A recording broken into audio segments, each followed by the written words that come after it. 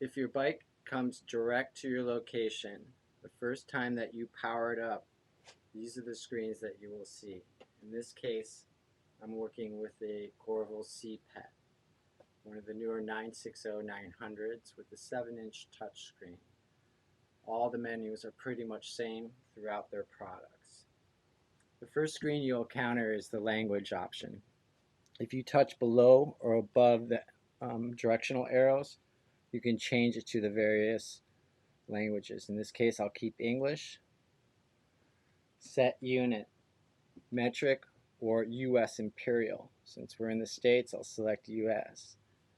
Now, these 5 options will be facing the rider, and they're all up to the customer to decide.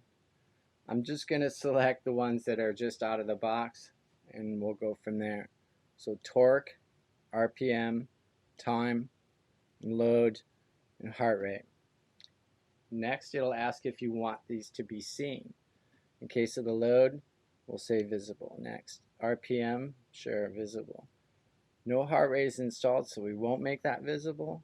Show time, visible. Torque, typically not visible. So once you have selected those, you'll go into the default main menu, which means that when the bike boots up, it'll automatically either go into the main menu, into terminal, or manual. If you're using a metabolic system, you want to use terminal. That way, when the bike boots up, it'll go directly into the terminal mode that you have set up. Getting out of that, I'm going to show you now how to look at the protocols that the bike uses in order to communicate. To do that, you'll go to Settings. You'll go down to Terminal Settings. In Terminal Settings, it's going to ask you the protocol to use. Lode 38K4 is common with Parvo and a few other metabolic systems. Lode protocol can be used with LEM. In this case, we're just going to keep it there. Next. Just accept the default, whichever protocol you use.